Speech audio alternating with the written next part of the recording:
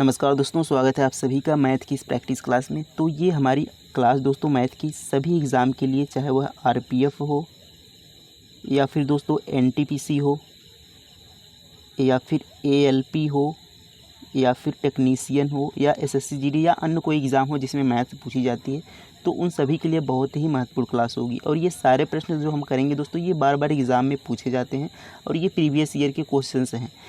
तो आने वाले सभी एग्ज़ाम के लिए ये क्लास आप ले सकते हैं। और इसके लिए आप क्या करना है कि क्वेश्चंस को बिल्कुल ध्यान से पढ़ना है और क्वेश्चन जो समझ में ना आए दोस्तों उसे नोट ज़रूर करना है। चलिए देखते हैं पहले क्वेश्चन से। देखिए फर्स्ट क्वेश्चन यहाँ पर दिया है कि सूरज और सतीश की वर्तमान आयु क्रमशः 5:4 के अनुपात में है। 3 वर्ष बाद उनकी आयु का अनुपात क्रमशः 11:9 हो जाएगा। सतीश की वर्तमान आयु क्या है? तो ये हमसे पूछा है कि सतीश की वर्तमान आयु क्या है।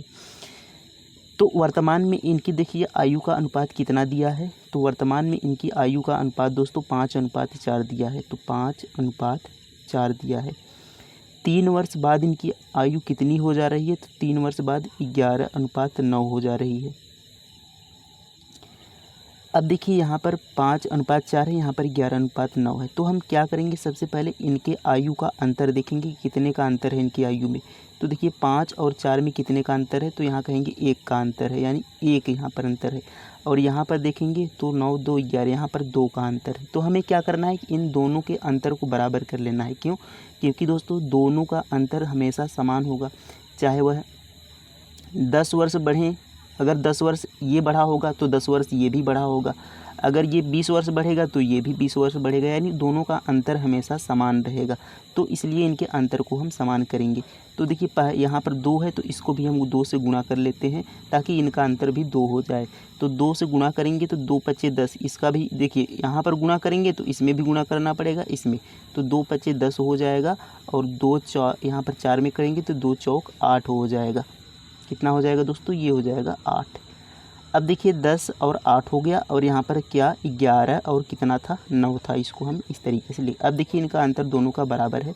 10 और 8 का अंतर यहाँ पर 2 है, 9 और 11 यहाँ पर 2 है। अब ये अंतर बराबर हो गया। अब हम क्या करते हैं दोस्तों, देखिए इनका जो उम्र है कहा है 3 वर्ष बाद, लेकिन देखेंगे 8 और 1 वर्ष यहाँ पर बढ़ गया और 10, 1, 11, 1 वर्ष यहाँ पर बढ़ गया। लेकिन हमसे कहा है 3 वर्ष बाद, तो ये 1 का मान किसके बराबर हो गया? ये 1 का मान 3 के बराबर हो गया, 3 वर्ष के बराबर हो गया। तो 1 का मान 3 वर्ष के बराबर हो गया। तो हमसे देखिए सूरज यहाँ पर क्या, सतीश का वर्तमान आयु पूछा है। तो सतीश का वर्तमान आयु 8 है। तो 1 बराबर 3 है, तो 8 बराबर निकालेंगे तो 3 से यहाँ पर भी गुणा कर लेंगे तो 8 3 24 आ जाएगा। कितना हो जाएगा? 24 वर्ष। तो ऑप्शन नंबर डी दोस्तों हमारा करेक्ट आंसर हो जाएगा। 24 वर्ष इसका क्या हो जाएगा? आंसर हो जाएगा। तो उम्मीद है ये आपको बिल्कुल अच्छे से समझ में आ गया होगा कि हमें सबसे पहले इनके अंतर को बराबर कर लेना है और हम अंतर को बराबर कर लेंगे तो हमारा क्वेश्चन वहीं पर सॉल्व हो जाएगा। केवल इनको यहाँ पर देखना है कौन कितना बढ़ रहा है। तो उम्मीद है आप सभी यहाँ पर समझ गए होंगे। अब यहाँ से हम सभी इसकी आयु पूछता तो इसको भी निकाल लेते, 3 वर्ष बाद की आयु पूछता तो यहाँ से निकाल लेते 3 का गुणा करके। तो इस तरीके से हम सभी प्रश्न इससे सॉल्व कर सकते थे। उम्मीद है ये आप समझ में आ गया होगा। नेक्स्ट क्वेश्चन देखेंगे। देखिए प्रॉफिट लॉस का क्वेश्चन से यहाँ पर है दोस्तों हमारा। कहा है कि एक व्यक्ति एक वस्तु को 60 रुपये में खरीदता है, यानी क्रय मूल्य CP उसका कितना है? 60 रुपये है और ये 60 रुपये, और कह रहा है कि और 25% के लाभ पर बेच देता है। 25% के लाभ पर बेच देता है वस्तु का विक्रय मूल्य। तो 25% के लाभ पर, तो हमने माना कि उसका CP कितना है दोस्तों? 100 है। तो CP 100 है, 25% के लाभ पर बेचेगा तो कितने में बेचेगा? 125 में बेचेगा, तभी 25% का लाभ होगा। तो यहाँ पर CP जो एक्चुअल दिया है 60 है। तो 60 ये कितने का मान है? ये 100% का मान है। तो यहाँ से 1% का मान निकल जाएगा और हमें निकालना है 125% का मान। तो 125 से गुणा कर लेंगे, यानी देखिए जिसका मान दिया है उसको बटे में रख लेंगे। हमारा क्रय मूल्य 100 का मान यहाँ पर दिया है 60 रुपये, तो हम यहाँ पर बटे 100 कर लेंगे, 60 के बटे 100, और 125 का मान निकालना है तो 125 से गुणा कर लेते हैं। 25 चौके 100, 25 पंजे 125, और ये काटेंगे 15 बार कट जाएगा तो 15 पचे 75 आ जाएगा। कितना आ गया दोस्तों? 75। ये आ जाएगा हमारा 75। तो किस ऑप्शन में? Option number B. तो हमें क्या करना था दोस्तों कि हमारा क्रय मूल्य दिया है और क्रय मूल्य हमेशा हमारा कितना होता है 100% होता है। कोई भी वस्तु कोई भी चीज़ हो हमेशा क्रय मूल्य 100% होता है। तो 25% का लाभ यानी 125% का मान हमें निकालना था। तो 100% का मान दिया है, 25% का मान निकालना है 125 का। तो बटे 100 कर देंगे 1% का मान आ जाएगा और 125 से गुणा कर देंगे 125% का मान आ जाएगा। तो उम्मीद है ये क्वेश्चंस भी आप समझ गए होंगे। अगला प्रश्न देखते हैं। देखिए नेक्स्ट क्वेश्चन है, एक 150 मीटर लंबी रेलगाड़ी 54 किमी प्रति घंटा की गति से यात्रा करते हुए एक प्लेटफॉर्म को 42 सेकंड में पार करती है। प्लेटफॉर्म की लंबाई क्या होगी? तो 54 किमी प्रति घंटा की गति उसकी है और 42 सेकंड में पार कर रही है। तो हमारा जो होता है, यदि दूरी हम निकालें तो दूरी बराबर क्या होता है? दूरी बराबर फार्मूला होता है दोस्तों चाल गुणे समय, चाल गुणे समय, क्योंकि चाल बराबर दूरी बटा समय होता है। तो वहाँ से दूरी निकालेंगे तो चाल गुणा समय आ जाएगा। तो चाल हमारा कितना दिया गया है? तो आप कहेंगे चाल दोस्तों हमारा 54 किमी प्रति घंटा दिया गया है। समय कितना है? 42 सेकेंड है। अब देखिए हमें यहाँ पर लंबाई मीटर में बताना है। तो ये 54 किमी प्रति घंटा को हम क्या कर लेंगे, इसको भी मीटर प्रति सेकेंड में बदल लेंगे। तो मीटर प्रति सेकेंड में बदलने के लिए 5/18 से गुणा कर लेते हैं, 5/18 से गुणा कर लेते हैं। देखिए जब छोटी दूरी चाहिए तो छोटा अंक ऊपर, बड़ी दूरी चाहिए तो बड़ा अंक ऊपर। तो यहाँ पर हमें मीटर प्रति सेकंड में चाहिए, किमी प्रति घंटा में दिया था। मीटर प्रति सेकंड में चाहिए तो यहाँ पर छोटा इकाई चाहिए तो छोटा अंक ऊपर, ये आप ध्यान रखेंगे। अब देखिए इसको हम सॉल्व करते हैं तो 18 × 54 हो जाएगा और 5 × 3 = 15 और इसको गुणा करेंगे तो 15 दूना 30, 15 चौका 60, 3 63, कितना आ गया? 630 आ गया।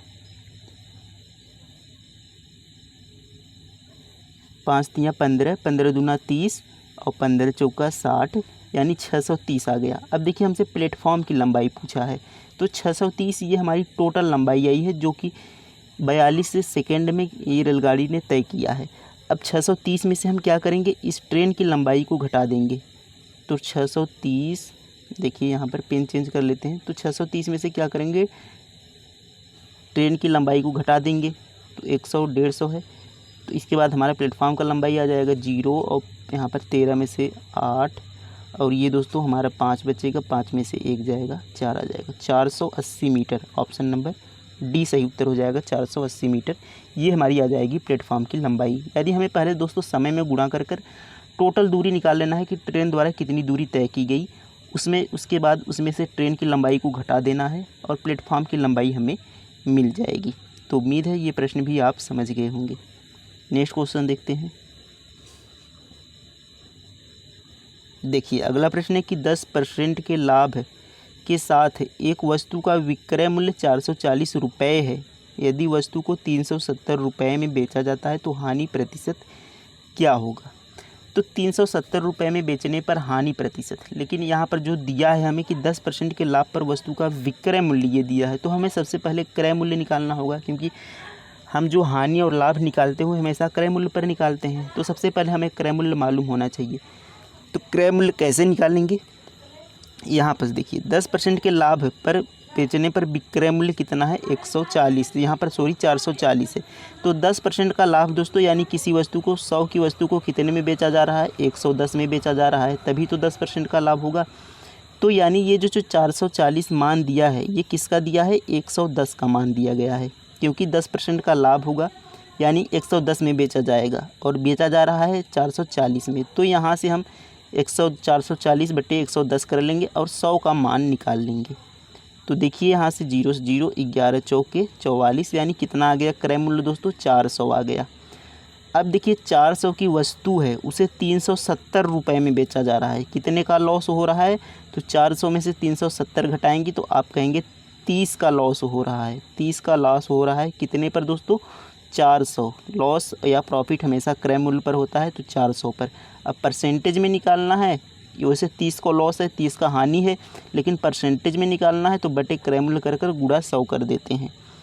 अब देखिए 0 से यहाँ पर 0 2 0 कट जाएगा और ये काटेंगे तो 4 सते 28 और 4 पचे 20 यानी 7.5%, 7.5% क्या हो गया, लॉस हो गया, हानि हो गया। ऑप्शन नंबर बी करेक्ट हो गया यहाँ पर। तो उम्मीद है ये प्रश्न भी समझ गए होंगे। नेक्स्ट क्वेश्चन देखेंगे। चलिए देखते हैं ये क्वेश्चन कि रोहित अपनी मासिक आय का 15% घर के किराए पर खर्च करता है और शेष का 60% घरेलू खर्चों पर करता है। यदि वह 2210 रुपये बचाता है तो उसकी मासिक आय क्या है। देखिए इसको हम मान लेते हैं कि उसकी मासिक आय कितनी है, x रुपये है। अब इसने x रुपये का दोस्तों 15% घर के किराए पर खर्च कर दिया, तो इसके पास कितना बचा। हमने माना कि उसके पास x था, अब 15% खर्च कर दिया, लेकिन x था, लेकिन परसेंटेज में कितना होता है दोस्तों, 100% होता है। तो 15% उसमें से खर्च कर दिया 100 में से, तो कितना बचा, 85% बचा। 100 में से कितना बचा, पहले 100 था लेकिन अब 85% बचा। अब देखिए ये शेष बचा है। अब कहा है शेष का 60%, यानी ये जो हमने निकाला है इसका 60% घरेलू खर्चों पर खर्च करता है। तो इसका 60% घर खर्च कर दिया तो बचा कितना, 40% बचा, क्योंकि 100 में से 60% खर्च कर दिया तो 40% बचा। कितने में से, 100 में से। 100 में से 60% खर्च कर दिया तो 100 का 40% अभी भी बचा है। तो ये कह रहा है कि उसके पास 2210 रुपये बचते हैं, यानी ये 2210 रुपये के बराबर है, इतना रुपये बचा है। अब उसकी मासिक आय, यानी यहाँ से अब हमें यक्स का मान निकाल लेना है बस। अब देखिए 0 से 0 ये कट जाएगा, 17 से काटेंगे तो 17 पचे 85 हो जाएगा। कलर चेंज कर लेते हैं ताकि अच्छे से हमें समझ में आए। देखिए 17 पचे 85 हो जाएगा, और 17 से काटेंगे तो 17 एकम 17, और यहाँ पर देखिए 7, यहाँ पर 17 तियाँ 51, 13 बार में ये कट जाएगा। 17 एकम 17, 5 बचेगा और 51 हो जाएगा, तो 17 तियाँ 51।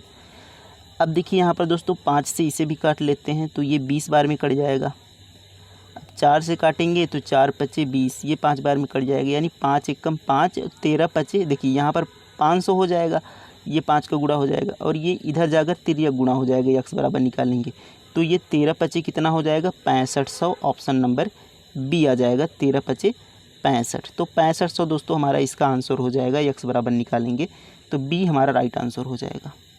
तो उम्मीद है ये प्रश्न भी आपको समझ में आ गया होगा। तो ये दोस्तों हमारी आज की क्लास के क्वेश्चंस थे, और ये सभी क्वेश्चंस एग्जाम में पूछे गए क्वेश्चंस हैं और बार बार पूछे जाते हैं। तो क्लास कैसी लगी कमेंट में ज़रूर लिखेंगे। थैंक यू, धन्यवाद, मिलते हैं नेक्स्ट टेस्ट में। Thank you.